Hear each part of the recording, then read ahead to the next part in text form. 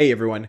I often speak to customers who they want to pair their cold email campaigns with their LinkedIn campaigns, which sounds like a pretty good idea when you first get started. But when you actually think about the math, it makes no sense. And so I actually think you should be using your LinkedIn campaigns to target a completely different audience, and then you leave your cold email campaigns to another. So what do people usually want to do? They usually want to say, okay, on day one, I'm going to email them. On day two, I want to LinkedIn connect with them. On day three, I'm going to follow up with them again on email. And on day four, I want to send them a message on LinkedIn. And they want to pair all of these things together. If you have a market that only has 5,000 contacts in it or something, that's a great strategy. But for most people, when you have these larger markets, that strategy doesn't actually work. Because one, you can send way more emails per day than you can send LinkedIn messages. I don't know the current limits because we don't do a whole lot of LinkedIn outbound, but you're limited to 40 connection requests a day. And then if you have in-mails, I think you send about 400 in-mails a day. They just changed it from the top. Even if you were using open profiles, they've reduced the amount. And so now we have a channel where it's extremely easy to scale email, and you can scale your volume tremendously high. And then you have a channel where it's more difficult to scale. The only way to scale your LinkedIn outreach is to buy fake LinkedIn accounts, which Nick Abraham from Leadbird would be able to help you with that. We don't do anything with that. And so now what should you do? If we're only sending 40 connection requests a day and I can send 4,000 emails a day, how do I pick this out?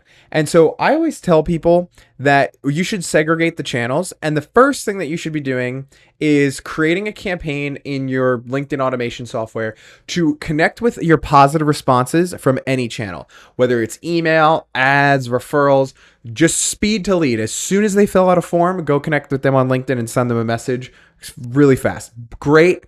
Huge use of ROI on your channel. If you want to use this for purely prospecting and net new leads, fine, leave it out and just don't do this one. But yeah. So the next thing that I always recommend people do is to install a website de-anonymization tool like Visual Visitor, Snitcher, Lead Feeder, RB2B, any of these kind of tools. What I also recommend to people is you try a free trial of all of them, and then you just find the ones that are getting you the best match on your ICP. And then use your LinkedIn outreach to connect with the people who are visiting your website. Because if you're not catching my drift here, for your email, we want to be sending this and sending air cover to everybody we can in your TAM. For LinkedIn, because you're limited to the amount of messages you could send, you want to stack the deck in your favor to be able to send the best possible messages that you can to the highest intent leads and create it into a really high ROI channel for you.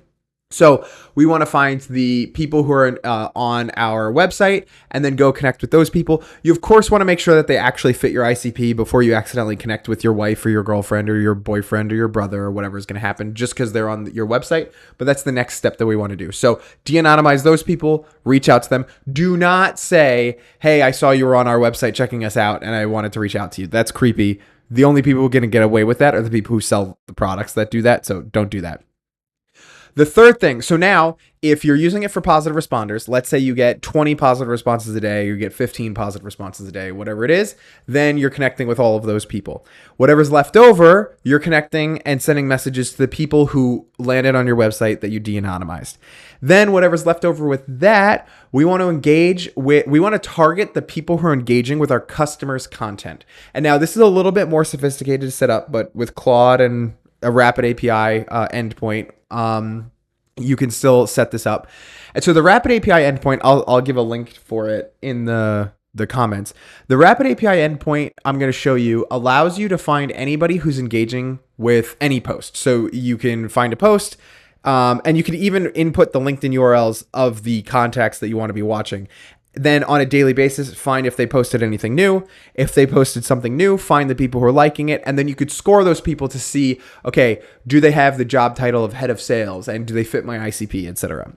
And so what I would then do is set up an automation to reach out to those people. And as long as you have the permission, I could say, hey, I just wanted to read, I would just give them the sales pitch, but the company that they engaged with, if you have the permission to use them as a case study, I would mention that company. So one of our case studies is helping Clay get a huge ROI on their cold email campaigns.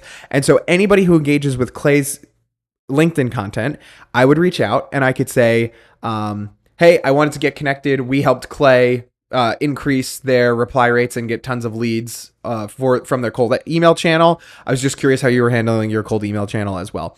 And now the best part about this is oftentimes when we use case study campaigns, if they don't know who the case study is, it falls really flat. But we know for a fact that they know who this case study is because they're engaging with the LinkedIn content over here, right? And so then we could just push it out to everybody there. And then we know that they know who the case study is. And there's automatically like a better bridge for that. The fourth thing I would recommend is targeting the people who are engaging with your competitors' content. Hey, I mean, try to punch up if you can. Don't punch down. People steal my engagement all the time, and it's just the name of the game. This is just how it is. Try to punch up. So steal, Salesforce's engagers or Zoom Info, or in my industry, Science and Belkin's are the biggest ones, and things like that. But you can still run the same playbook, but instead of on your customers' content, on your competitors' content. And then this is the final one that I would do is then if you still have connection requests left over after all of this, then what you would do is if there are contacts that are super high intent leads, there's one company that we are doing SEC stock regulation mining for them. And so we want to send those people an email. There's only like 50 people a day that we can collect. So we want to send those people an email and we want to send them a LinkedIn message, right? Like those are the things that we could do there. The other thing that we could do, so if they're coming from a custom list, we could do it there. Or if we just know, okay, our perfect customer is running over 400 ads on Facebook, they have over 100,000 TikTok followers, and they've been in business for 10 years, and they have a marketing team over 10 people, then it's like, oh, okay, this person is an amazing fit. We want to reach out to them on email as well, too. And so then we often suggest doing a blank connect with a voice note. What else do we want to put in here? Cool. This is all this other stuff is just extra fluff, basically. And then the final point that I'll leave everybody with is, and I'm trying to think.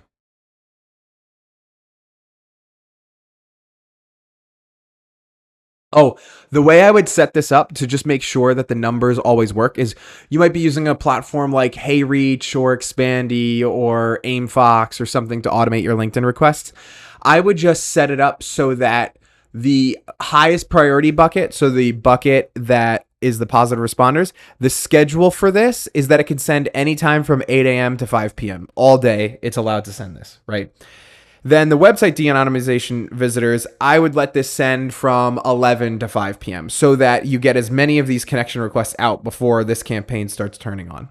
And then I would set this one to 12 to 5 p.m. or something. So then you get a little bit of time on this. This one gets set to 3 to 5 p.m. and then this one gets sent from 4 to 5 p.m. or something.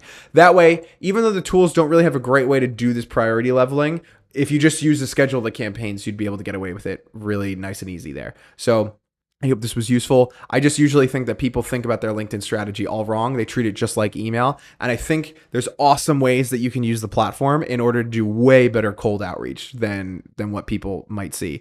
So yeah, let me know if you enjoyed the video.